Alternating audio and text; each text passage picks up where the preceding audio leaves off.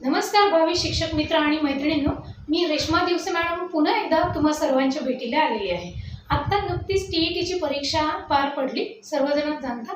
Paper 1 paper 2 बरेचसे विद्यार्थी आपल्याशी कनेक्ट होते। रेहमान पठाण सर यांनी जी मिशन टीईटीची बॅच घेतली त्यामध्ये खूप सारे विद्यार्थी होते। त्यामध्ये आमचे दररोजचे लेक्चर पार पडले, त्याचबरोबर सरांनी खूप सारे क्वेश्चन पेपर सुद्धा सोडवून घेतले आणि बऱ्याच जणांचे सकारात्मक फोन देखील येत आहेत की मॅडम आम्ही ते करून दाखवलं किंवा 100% पास आउट होतोय। जे काही अंदाजित उत्तर पत्रिका, जे काही उत्तर वगैरे स्पष्टीकरण आम्ही दिलं त्या माध्यमातून बऱ्याच विद्यार्थ्यांनी ते चेक देखील केलेलं आहे आणि बऱ्याच जणांचा रिझल्ट पास आउटचा सुद्धा आता येतोय। म्हणजे नक्कीच फायनल आन्सर की आल्यानंतर आपली टीईटी निघालीच असं समजून चालूया। आणि आता पुढच्या तयारीकडे किंवा पुढची जी आपली वाटचाल आहे की खूप मोठी संधी आता तुमच्या समोर आलेली आहे। 2013 पासूनची टीईटी मी स्वतः प्रत्येक टीईटी दिलेली आहे, परंतु टीईटी झाली आणि लगेच स्टेट एक्झाम झाली असं झालंच नव्हतं। 2017 मध्ये एकच स्टेट एक्झाम पार पडली, त्यानंतर आता दुसरी टेट लगेचच येते आहे। फेब्रुवारीमध्ये फेब्रुवारीमध्ये फॉर्म होतील, फॉर्म भरायचं कार्य सुरू होईल, त्यानंतर एप्रिलपर्यंत आपली टेटची एक्झाम होऊन जाईल। मग जितक्या जोशाने आपण टीईटीचा अभ्यास केला, बऱ्याच जणांचा खूप गॅप होता, तरी पण एक सकारात्मकता होती की आपल्याला हे करायचं आहे, करून दाखवायचं, मी करणार आहे, करूच शकतो।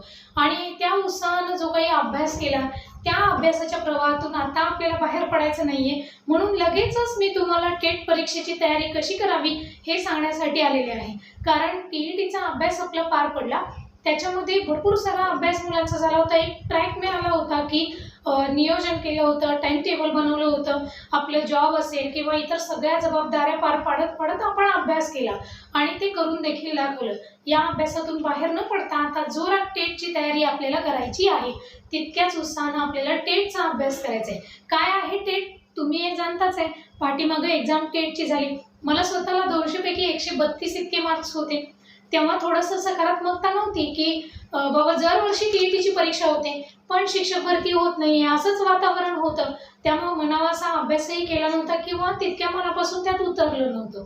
132चा स्कोअर करून माझं तरी जॉईनिंग झालेलं आहे।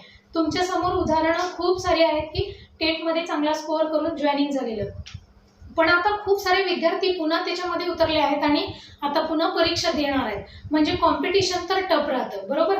आणि हुशार विद्यार्थ्यांना संघर्ष करण्याची सवय असतेच आहे आणि आपण संघर्ष करून नक्कीच रिझल्ट चांगला मिळवून दाखवू। आणि एक विचार मनामध्ये नेहमी करायचा, जॉईनिंग तर माझं होणारच आहे पण मी जरूर टॉप असेन। 176 मार्कांचा आधीच्या टेटमध्ये टॉप होता, अगदी मला सुद्धा 180-82 पडतील हे आजपासूनच निश्चित फिक्स ध्येय ठरवायचं आणि तयारीला लागायचं। बरं, आता टेटची तयारी म्हणजे तरी काय आहे? टेट म्हणजे काय आहे तर शिक्षक अभियोग्यता आणि बुद्धिमत्ता चाचणी परीक्षा। म्हणजे काय, पहिल्यांदा आपण शिक्षक पात्रता परीक्षा दिली, यातून पास होऊन मी शिक्षक होण्यासाठी पात्र आहे हे फिक्स झालं आपलं। मग पुन्हा शिक्षकांची अभियोग्यता म्हणजे प्रत्यक्ष तुम्ही जेव्हा वर्गावरती शिकवणार आहात तेव्हा आपली शिक्षक म्हणून काय अभियोग्यता आहे ही सांगणारी परीक्षा म्हणजे टेट परीक्षा। मग या अभियोग्यता परीक्षेचं तुम्ही बऱ्याच वेळा GR पाहिला असेल, त्यामध्ये परीक्षेचा पॅटर्न पाहिला आहे की नक्की काय असते परीक्षा, पण त्याचा अभ्यास काय करायचा हे मी आज तुम्हाला सांगणार आहे। बघा, जेव्हा आपण एखादी परीक्षा देत असतो ना तेव्हा बेसिक तयारी आपली काय पाहिजे, एक म्हणजे आपल्याला सिलेबस माहीत पाहिजे, अभ्यासक्रम काय आहे, तरच त्याचा क्रायटेरिया पूर्ण आपल्याला माहीत पाहिजे, सिलेबस माहीत पाहिजे। त्यानंतर दुसरा भाग आपल्याला काय करायचे तर प्रिव्हियस इयरचे क्वेश्चन पेपर म्हणजे पॅटर्नच डोळ्यासमोर ठेवायचा। टीईटीचा अभ्यास करताना कसं की बाबा 25-30 मार्कांना हा विषय येणार आहे, मानसशास्त्राला किती महत्त्व आहे, परिसर अभ्यासमधलं काय वाचायचं आहे किंवा कुठल्या विषयाला किती स्कोअर आहे हे फिक्स क्रायटेरिया ठरलेला होता। तसं आपल्याला माहीत पाहिजे की कुठल्या विषयावरती आपल्याला फोकस करायचं। म्हणजे नंबर 2 पॅटर्न माहीत पाहिजे। पुन्हा एकदा, नंबर 1 सिलेबस माहीत पाहिजे, नंबर 2 पॅटर्न माहीत पाहिजे म्हणजे प्रिव्हियस इयरचे क्वेश्चन पेपर आपल्याला बघायचे आहेत, आणि नंबर 3 कंटेंट माहीत पाहिजे। आता कंटेंट म्हणजे काय, जसं टीईटीत ठरलं होतं ना की 5वी ते 10वीची समाजशास्त्राची पुस्तकं वाचा, गणित पेपर 2 देणाऱ्यांनी 8वी 9वी 10वीच्या पुस्तकावरती भर द्या, आणि 2013 पासून आतापर्यंत झालेल्या टीईटी पेपरमधला सगळ्यात सोपा पेपर या वर्षीचा पार पडला। एक निकष तिथं ठरलेला होता पण टेटमध्ये असं नाहीये की तिथं ठरलेलं नाहीये का, तर आपली अभियोग्यता तपासतात ना, म्हणून कुठल्याही विषय ज्ञानावरती आधारित ही परीक्षा नाहीये.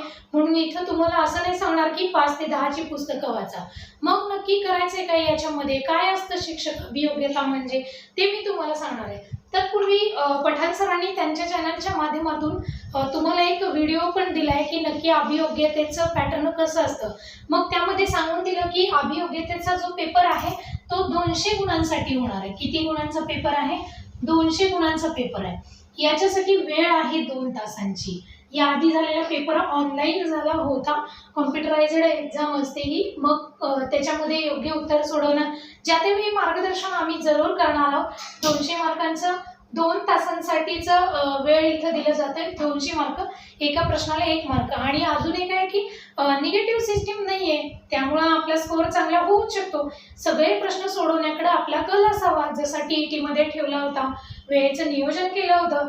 त्याच पद्धतीनं आम्ही स्वतः ही बॅच जशी TET मिशन TET पार पडली अगदी यशस्वीरित्या, त्याच पद्धतीनं मिशन टेट देखील घेऊन लवकरच येणार आहोत. त्यामध्ये सगळं मार्गदर्शन केलं जाईल, प्रत्येक टॉपिक शिकवणार आहोत, त्याचबरोबर पेपर कसा सोडवायचा, सगळ्या गोष्टींचं मार्गदर्शन होईल.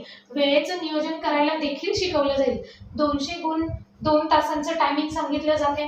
मग याच्यामध्ये आपण पठाण सरांच्या व्हिडिओमध्ये पाहिलंच असेल की एक तर अभियोग्यता, पहिले प्रश्न कशावरती येणार आहेत? अभियोग्यतेवरती येणार आहेत. शिक्षकाची अभियोग्यता या शब्दाचा अर्थ मी सांगणार आहे. पुढे जातोय आपण आणि मी ते तुम्हाला जरूर सांगणार आहे. याच्यामध्ये याला 60%चं वेटेज दिलंय. महत्वाचं म्हणजे वेटेज बघा आणि अभ्यास करायला लागा. आपलं टार्गेट काय आहे? इथं क्रायटेरिया होता ना TETला की 90ला पासिंग आहे, 83ला. इथे पासिंगचा विषय नाहीये. मग काय? स्कोरिंगचा विषय आहे. ज्याचा जेवढा स्कोअर त्याचा लवकर आणि आपल्या गावाच्या जवळ अगदी नंबर लागून जाणार आहे. इथे अभियोग्यता जी आहे ती 60% साठी आहे आणि याला 120 गुण आहेत. किती गुण आहेत? 120. आणि 120 गुणांबरोबर याचे प्रश्न सुद्धा किती असणार आहेत? 120 प्रश्न 120 गुणांसाठी. आणि दुसरा घटक याच्यामध्ये येतोय तो म्हणजे बुद्धिमत्ता. हा जो बुद्धिमत्ता आहे तो 40% आहे. या 40%साठी किती गुण आहेत? 80 गुण आहेत आणि 80 प्रश्न आहेत. अभियोग्यतेचे 120 गुण, 120 प्रश्न, 80 गुण बुद्धिमत्तेचे आणि 80 प्रश्न. सगळ्यात जास्त वेटेज इकडं बुद्धिमत्तेला आलं. का? तर अभियोग्यतेमध्ये खूप सारे विषय समाविष्ट आहेत. मग त्याच्यामध्ये भाषा आहे, मराठी आहे, इंग्रजी आहे, त्याचबरोबर इतिहास भूगोलाचे मधून प्रश्न येतच राहतात. पण आपल्याला मर्यादाच दिलेली नाहीये की नक्की काय येईल त्याच्यामध्ये. मग भूगोलाचे किंवा जनरल नॉलेजचे जे सध्या करंट अफेअर्स आपले सुरू आहेत, चालू घडामोडी ज्याला म्हणतो, त्याच्यावरचा पण एखादा प्रश्न याच्यामध्ये असतो अभियोग्यतेमध्ये. मग शिक्षक म्हणून आपली व्यवसायाबद्दल असणारी निष्ठा वगैरे बरेचसे आहेत. मी तुम्हाला याचे डिटेल्स देणार आहे. अभियोग्यता 120 गुण, 120 प्रश्न, सगळे विषय समाविष्ट करून त्याचे 120. आणि गणित हा जो विषय आपला TET मध्ये झाला तोच गणित पुन्हा अभियोग्यतेमध्ये समाविष्ट होतोय. आणि बुद्धिमत्ता मात्र पूर्ण सेपरेट 80 प्रश्न टोटल बुद्धिमत्तेवरती आधारित आहे. कारण आपण शिक्षक होणार आहोत तर आपल्याकडे बुद्धिमत्ता आपलं किती विकसित आहे हे पाहण्यासाठी 80 प्रश्न पूर्ण बुद्धिमत्तेचे आणि बाकी सगळे राहिलेले विषय अभियोग्यतेमध्ये 120 प्रश्न 120 गुणांसाठी. आणि असं हे आहे की ही परीक्षा आपण 5 वेळा देता येते. इथं वयाचं बंधन नाहीये. मात्र परीक्षा आपण 5 वेळा, म्हणजे उदाहरणार्थ मी 1 वेळा दिलेली आहे, आता माझं जॉईनिंग झालंय, तरीही मी सेकंड टाइम आता एक्झाम देऊ शकते, टेटची एक्झाम देऊ शकते. मग मागं जे काही विद्यार्थी राहिले, आता सारखं टेलिग्रामला, न्यूजला इकडे तिकडे पाहायला मिळतं, फेसबुकला वगैरे, की विद्यार्थ्यांचं जॉईनिंग झालं आणि खूप सारे असे आहेत की चांगला स्कोर 130 मार्क आहेत तरी पण आणखी त्यांचं जॉईनिंग झालेलं नाहीये. मग असे सुद्धा विद्यार्थी पुन्हा एकदा दुसऱ्या टेटमध्ये उतरतील आणि त्यांचं स्कोअर वाढवून घेतील, बरोबर. मग स्कोअर जेव्हा जास्त झाला तेव्हा पटकन जॉईनिंग देखील होऊन जाईल. मग अशा पद्धतीनं तयारी करायची. मी तुम्हाला काय सांगितलं? पहिला बघायचं सिलेबस म्हणजे अभ्यासक्रम, second pattern and third content म्हणजे आशय नक्की काय आहे ते आपल्याला बघायचं. अशा पद्धतीनं हे थोडंसं सांगितलं. हे अगोदर पठाण सरांनी सांगितलं देखील आहे.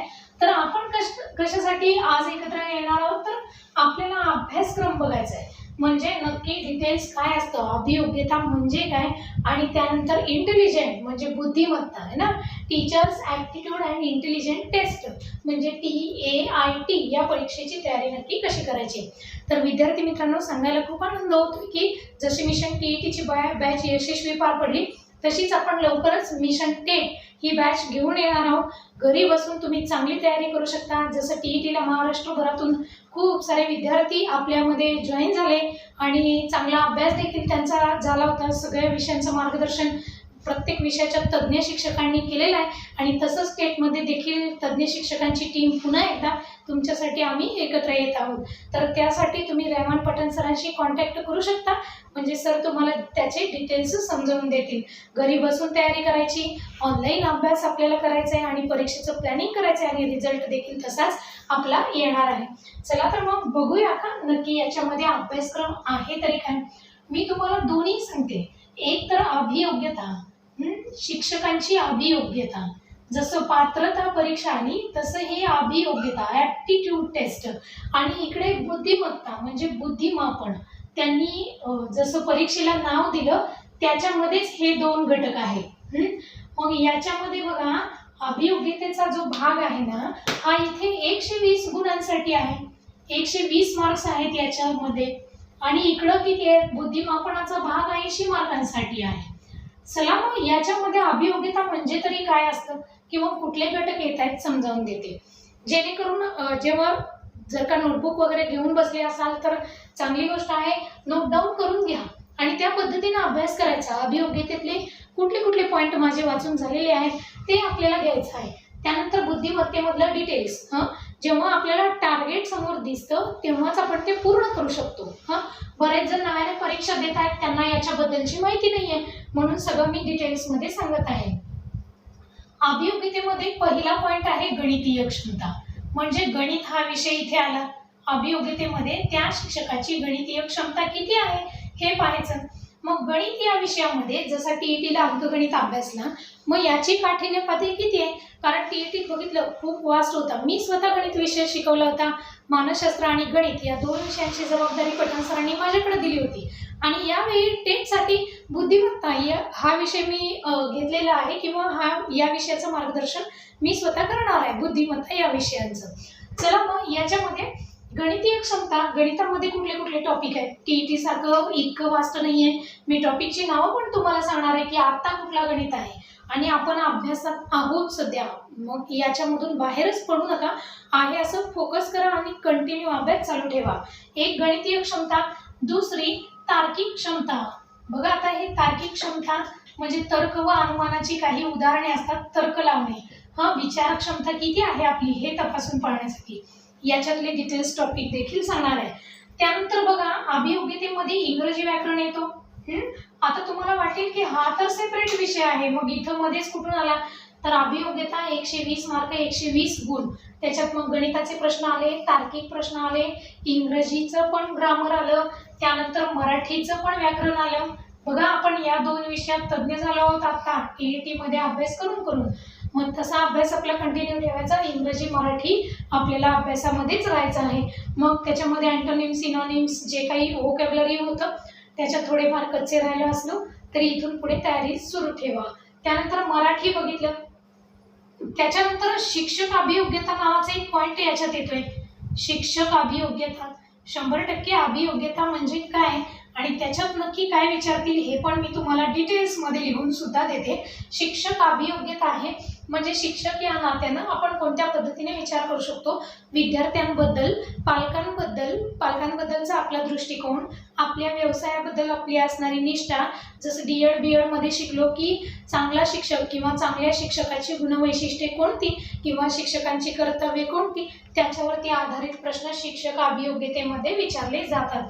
त्यानंतर वेग व अचूकता याच्यावरती काही प्रश्न आहेत. वेग व अचूकता याचा अर्थ ते काळ काम वेग तसं नाहीये. म्हणजे बघा इथं काही प्रश्न आहेत आपल्याला वेगामध्ये सोडवायचे आणि अचूकता याचं काय डिटेल्स आहे ते लिहून मी तुम्हाला देते. त्यानंतर कल व आवड म्हणजे आपली जी आवड किंवा कल आहे याच्यावरती पण प्रश्न आपल्याला विचारला जातो. शिक्षकी पेशाविषयी असणारी आपली आवड याच्यावरती पण प्रश्न विचारले जातात. त्यानंतर पुढचा येतोय तो म्हणजे अवकाशीय क्षमता. बघा इथं काय आले आता, अवकाशीय क्षमता. त्यानंतर पुढे बघा समायोजन.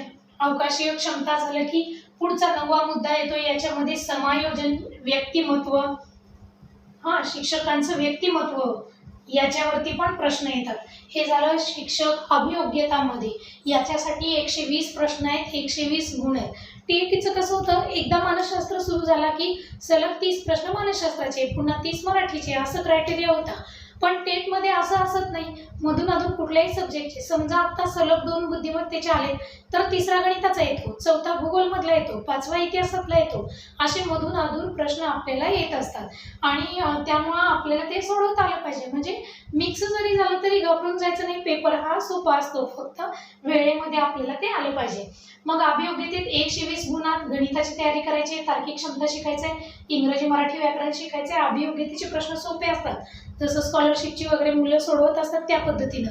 उदाहरणार्थ एखादा विद्यार्थी शाळेमध्ये रोजच उशिरा येतो, तर तो उशिरा येतो यासाठी तुम्ही शिक्षक म्हणून काय कराल? मग 4 पर्याय असतात आणि योग्य तो पर्याय निवडायचा असतो. असे अगदी सोपे प्रश्न शिक्षक अभियोग्यतेमध्ये आहे. आपली कल आवड बघायची, अवकाशीय क्षमता आणि आपण करत असलेलं समायोजन याच्यावरती प्रश्न येतात. किंवा शिक्षकाचं व्यक्तिमत्व. जवळपास दिलेले पर्याय ताळमेळ वाटतं की उत्तर जवळपास सारखीच आहेत, परंतु आपल्याला ॲक्युरेट तिथं उत्तर निवडता आलं पाहिजे.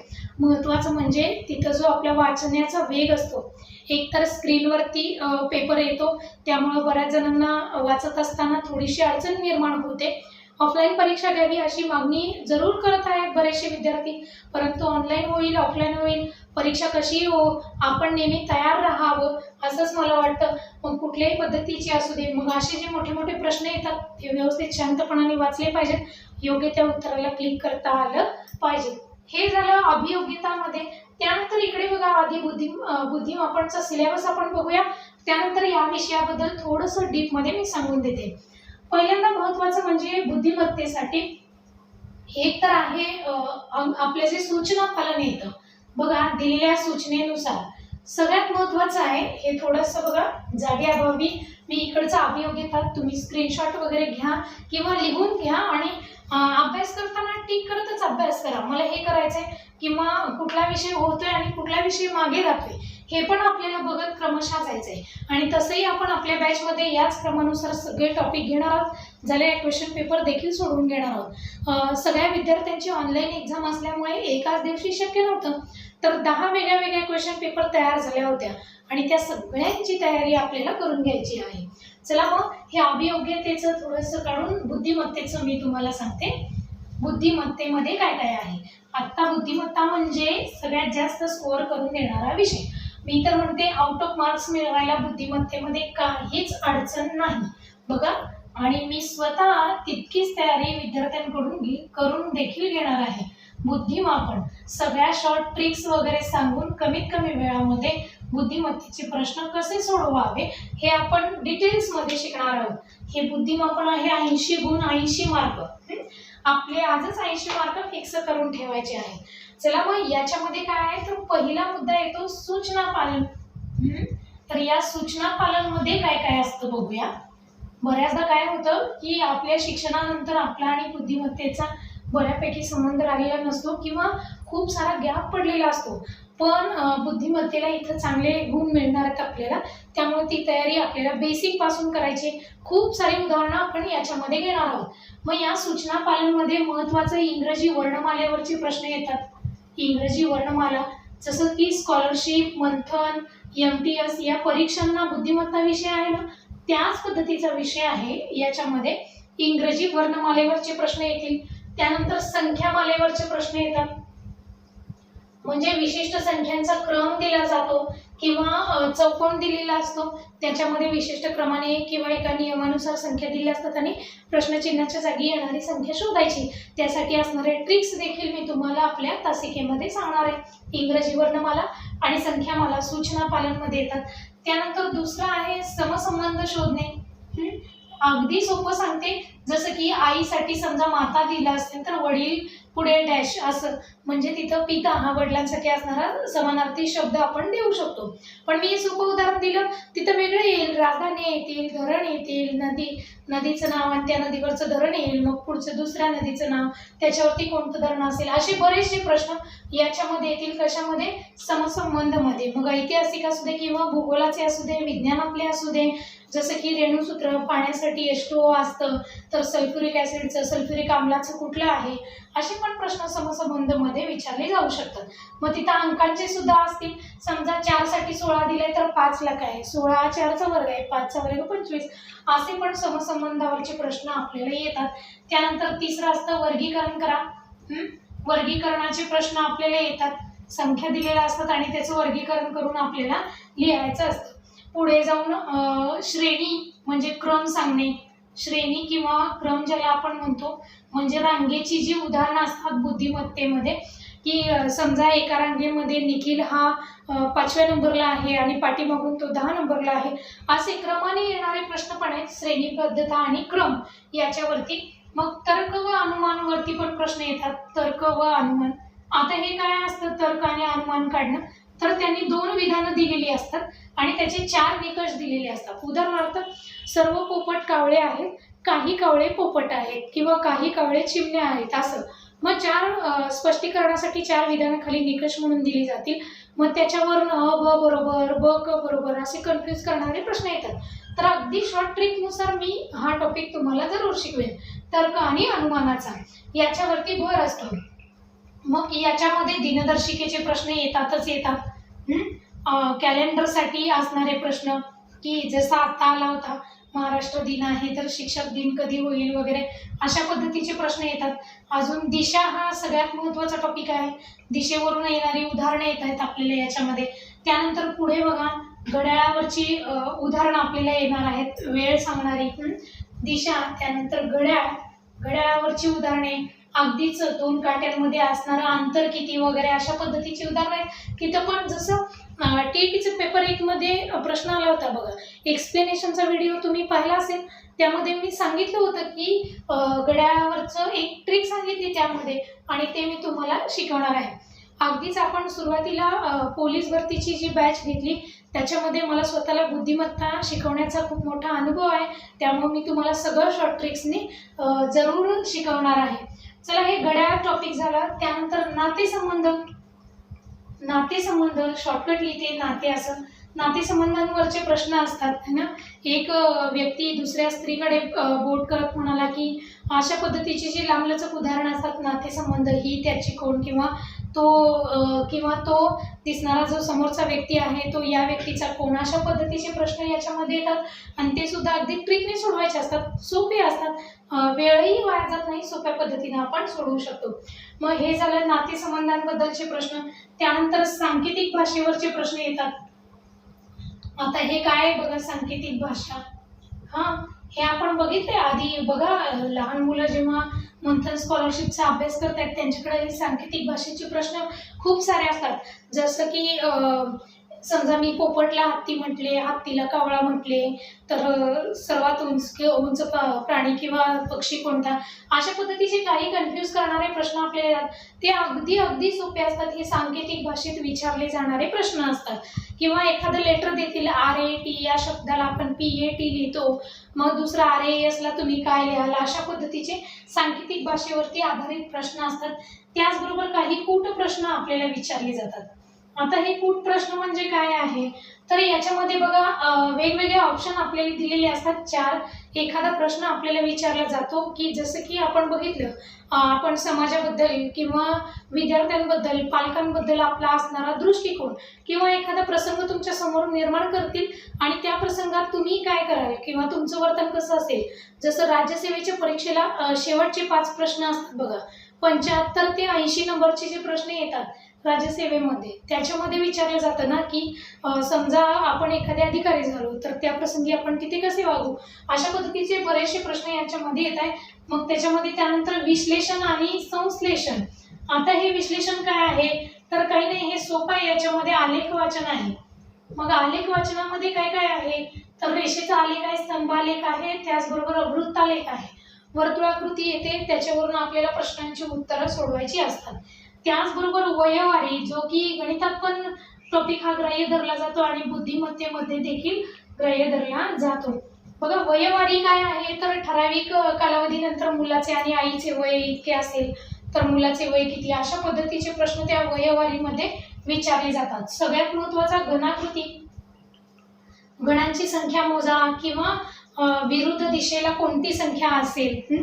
समजा एक घन आहे, वरती 5 अंक आहे, तर त्या 5च्या विरुद्ध दिशेला कोणता अंक असेल, असे प्रश्न येतात. अगदी शॉर्ट ट्रिकने सहज आणि सोप्या भाषेमध्ये आपण ते शिकणार आहोत. अवघड वाटणारा बुद्धिमत्ता अगदी सोपा करून शिकवला जाईल.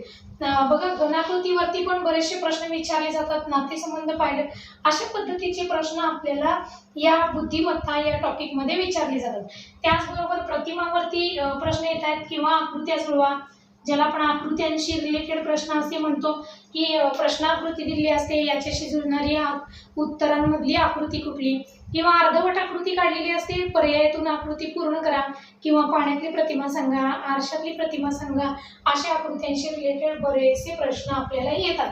आणि हाच बुद्धिमत्ता आपल्याला टॉप लेवलला घेऊन जाणार आहे, कारण याचे 80 पैकी 80 आपल्याला घ्यायचेच आहेत. काही जरी झालं तर 80 पैकी 80 मिळवणारच. याच पद्धतीने आपल्याला अभ्यास करायचा आहे. इथं वेगळं काही नाहीये. तुम्हाला जीकेचा प्रश्न या बुद्धिमापनामध्ये येणार नाहीये, तर सोपं आहे. ज्या ट्रिक्स आपण शिकतो तेच पुढं आपल्याला होणार आहे, बरोबर. त्यामुळे आपण हे सहज सोडवू शकतो. आता अगदीच ज्यांना पर्सनली बुद्धिमत्तेचा तुम्ही अभ्यास करताय, तर पंढरीनाथ राणे सरांचं बुद्धिमत्तेचं स्पेशल पुस्तक आहे, ते तुम्ही जरूर वापरू शकता. यानंतर आपण जेव्हा आपली बॅच तयार होईल किंवा आपली सगळी टीम आम्ही एकत्र येणार आहोत आणि कुठल्या पुस्तकांचं वाचन करावं किंवा अभ्यास कसा करावा याचं सेपरेट मार्गदर्शन तुम्हाला जरूर करणार आहोत.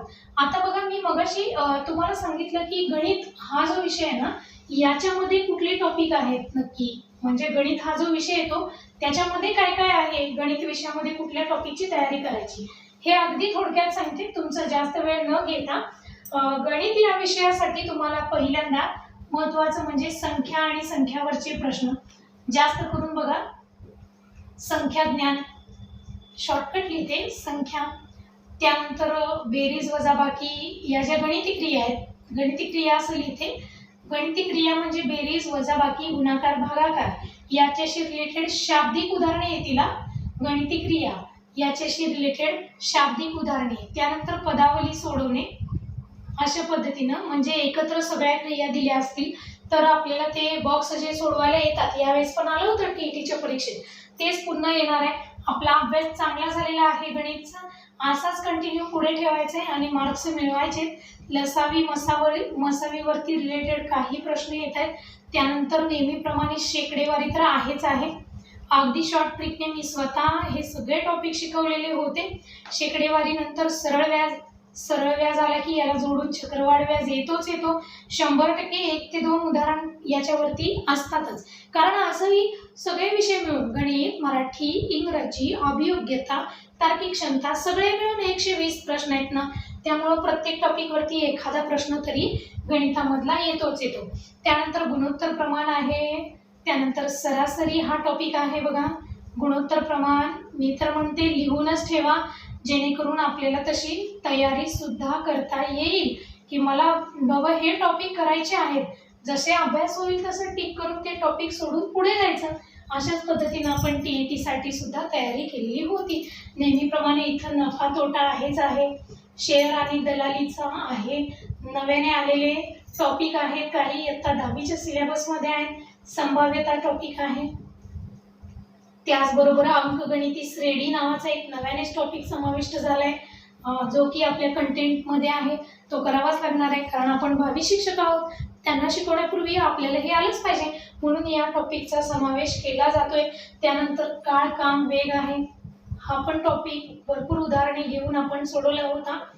तरी सुरुवातीला टीईटीसाठी वेळ कमी होता, पुन्हा तो वाढत वाढत गेला. पण टेटसाठी आपल्याकडे भरपूर वेळ आहे, खूप सारे उदाहरणे आपण त्याच्यामध्ये घेणार आहोत. त्याचबरोबर समीकरणे येतील, वर्ग समीकरणे किंवा एकचल समीकरणे, किंवा लिनियर इक्वेशन ज्याला आपण रेषीय समीकरणे म्हणतो त्याच्यावरचा एखादा क्वेश्चन असतो. जसं की यावेळेस पण आला होता ना वर्ग समीकरणे अवयव पाडण्यावरून होतं पेपर 1 मध्ये एक उदाहरण ते होतच. त्यानंतर बघा पायथागोरस वाचक, भूमितीमधले काही मूलभूत संबोध असतील. मी आधीच काय सांगितलंय त्यांनी त्यांचे जे GR येतो ना, जसं की पठाण सरांनी या आधीच्या व्हिडिओमध्ये पूर्ण GR दाखवलेला आहे. मग त्याच्यामध्येच लिहिलं आहे की इथं कोणत्याही विषयाचं ज्ञान असं मर्यादित म्हणून नाहीये. त्यामुळं अभ्यासक्रमाला इथं मर्यादा नाहीये की तुम्ही फक्त 10वी पर्यंतचीच पुस्तकं वाचा, असं काहीही नाही. तर इथं काय बघा डीपमध्ये येतं ना सर्व, त्यामुळे आपल्याला या सगळ्या टॉपिकची तयारी करायचीच आहे. त्यानंतर बघा भूमिती झाला की इयत्ता 10वी 9वी 10वीसाठी असणारा त्रिकोणमिती हा पण टॉपिक आहे. साइन कॉस टॅनचा त्याच्यावरती 1-2 प्रश्न जरूर असतात आणि वेळ वाया न घालवता ट्रिकनुसार सोडवायला ते आपल्या तासिकेमध्ये शिकवलं जाईल. त्यानंतर क्षेत्रफळ, पृष्ठफळ, घनफळ याच्यावरती पण आधारित प्रश्न येतात. पटकन स्क्रीनशॉट काढून घ्या आणि लागूयात का मग तयारीला. त्यानंतर अभियोग्यतेचं थोडंसं तोंडीत सांगते. अभियोग्यता म्हणजे काय असतं ते तुमचा वेळ न घालवता. तर शिक्षक अभियोग्यतेमध्ये शिक्षकाचा शिक्षणाबद्दल असणारा दृष्टिकोन कोणता, त्यानंतर शिक्षकांविषयी असणारा दृष्टिकोन, जेव्हा आपण प्रत्यक्ष जॉबला लागू आपल्या सहकारी शिक्षकांशी वर्तन कोणत्या पद्धतीचं असणार आहे याच्यावरती प्रश्न विचारतात. DED-BEDच्या सिलेबसला होतच आपल्याला ते, बरोबर ना. बघा मग त्यानंतर विद्यार्थ्यांविषयीचा दृष्टिकोन, विद्यार्थ्यांना एखाद्या शिक्षक कोणत्या पद्धतीनं वागवतायत. समजा पुढची 4 मुलं हुशार आहेत, मग त्या मुलांना समजलं, मग मागच्या मुलांसाठी जे मुलं अभ्यासात कच्चे राहिले किंवा मुलांचे कच्चे दुवे आपण पाहून त्यांचं निदान करण्यासाठी आपण काय करू शकतो असा प्रश्न येतो. 4 पर्याय येतात. त्यांच्याकडे दुर्लक्ष कराल किंवा त्यांना रागवाल किंवा त्यांच्या पालकांना त्यांना घरीच बसवण्यासाठी किंवा एक्स्ट्रा क्लासेस लावण्यासाठी तुम्ही मार्गदर्शन कराल की स्वतः उपचारात्मक अध्यापन कराल. आणि 100% आपण DED-BEDला शिकलोय अशा विद्यार्थ्यांसाठी वेगळी तासिका घेऊन आपल्याला उपचारात्मक अध्यापनच करायचं असतं. मग हा प्रश्न आपला बरोबर येणार. मग पालकांविषयी असणारा आपला दृष्टिकोन, त्याचबरोबर समाजाविषयी असणारा शिक्षकाचा दृष्टिकोन, समाजात वावरताना शिक्षकांना दिलं जाणारं महत्त्व आपण जाणतोच. मग त्याच्यावरचे प्रश्न आपल्याला येतात. आपल्या व्यवसायाबद्दल असणारी निष्ठा की मला जॉब लागली, पेमेंट मिळतो, याचा अर्थ मी फक्त तितकाच बांधील आहे. 12 ते 5 मध्ये एकच तासिका मला मिळते आहे, मी तितकंच काम करणार, हे असं न राहता तुम्हाला त्याच्यावरचे प्रश्न विचारले जातील. योग्य तो उत्तर आपल्याला देता आलं पाहिजे आणि अगदी सोपं आहे. शांतपणे वाचायचं आणि सोपी उत्तरं असतात त्याच्यामध्ये. शिक्षक म्हणून आपल्याकडे नेतृत्व गुण असावं. मग त्याच्यावरचे प्रश्न येतील. संप्रेषण अभियोग्यतेमध्ये येणारा पॉईंट सांगते मी. संप्रेषण सांगितलं, शिक्षक आणि विद्यार्थी यांच्यामध्ये योग्य ते संप्रेषण झालं पाहिजे, तरच ते मुलांना समजणार आहे. शिक्षक आणि पालकांचं इंटरॅक्शन असलं पाहिजे, तरच त्यांच्या पर्यंत आपण पोहोचू किंवा त्यांच्या विद्यार्थ्यांमध्ये त्यांच्या पाल्यांमध्ये आपण सुधारणा करून देऊ शकू. ज्ञान अद्ययावत ठेवण्याची लालसा म्हणजे आपण अप टू डेट राहिलं पाहिजे. याच्यावरती पण आपलं मत विचारलं जातं, असे पण प्रश्न विचारले जातात. आणि शिक्षण क्षेत्रातील बदलांचा परामर्श हे 100% लक्षात ठेवा. शिक्षण क्षेत्रात होणारे बदल आपल्याला माहीत पाहिजे. मग एखादा प्रश्न आला की आपण म्हणतो अरे चालू घडामोडीवर आलं. आताच शैक्षणिक धोरण, राष्ट्रीय शैक्षणिक धोरण 2021-22 आले नव्याने, याच्यावरती जरूर प्रश्न येणार, ते आपल्याला माहीतच पाहिजे. इयत्ता 3री पासून प्राथमिक शिक्षण दिलं, इयत्ता 6वीला बाहेरच्या भाषा शिकवण्यासाठी सांगितलं गेलं आहे. इयत्ता 6वी पासून परकीय भाषा शिकवा. 6वी पासून व्यवसायाचा एखादा तरी विषय त्याच्यामध्ये समाविष्ट करण्यात येणार आहे. 2021-22चं धोरण, त्यावरती प्रश्न येतील. त्यानंतर मोस्ट इम्पॉर्टंट म्हणजे जे आपल्याला सांगितलं पण जात नाही किंवा त्याची आपली तयारी सुद्धा नसते, असे प्रश्न मधूनच येतात, ते म्हणजे संगणक. गेल्या वर्षीचा पेपर बघा, आपल्याला संगणकावरचा प्रश्न आलेला आहे. बघा त्याच्यामध्ये भरपूर काही डीपमध्ये ICTचं सब्जेक्ट होता ना आधी सिलेबसला, आता तो नाही आहे. इयत्तामध्ये शिकवण्यासाठी नाही आहे सिलेबस, पूर्वी होता, 10thला वगैरे होता. पण संगणकावरचे प्रश्न जरूर विचारले जातात. त्याचबरोबर तुम्हाला विज्ञानातले प्रश्न असतात. हे कशात आहे? संगणक, विज्ञान, त्याबरोबर इतिहास, भूगोल, नागरिकशास्त्र, राज्यघटना. इतिहास भूगोल म्हटलं की नागरिक आणि राज्यघटना हे तुम्ही लक्षात ठेवा. आणि त्याचबरोबर जनरल नॉलेज म्हणजे चालू घडामोडी ज्या असतात, म्हणजे थोडक्यात याला अभ्यासक्रमाला मर्यादा नाही, पण तरीही आपण चांगला स्कोअर नक्कीच करू शकतो. आजच ठरवायचं मला 200 पैकी 180 मार्क पाडायचेच आहेत. आपण जर का असं ठरवलं तरच आपण तिथपर्यंत 100% पोहोचू. मग हे जे विषय येत आहेत संगणक विज्ञान, इतिहास, भूगोल, जनरल नॉलेज, हे कशात येत आहेत? शिक्षक अभियोग्यता, ते जे 120 प्रश्न होते त्यात, आणि याच्या आधी जो बुद्धिमत्तेचा क्रायटेरिया दिला ते सेपरेट 80 मार्कांसाठी. समजलं का? मग टेटची तयारी करण्यासाठी आपलं टार्गेट काय आहे, अभ्यासक्रम काय आहे?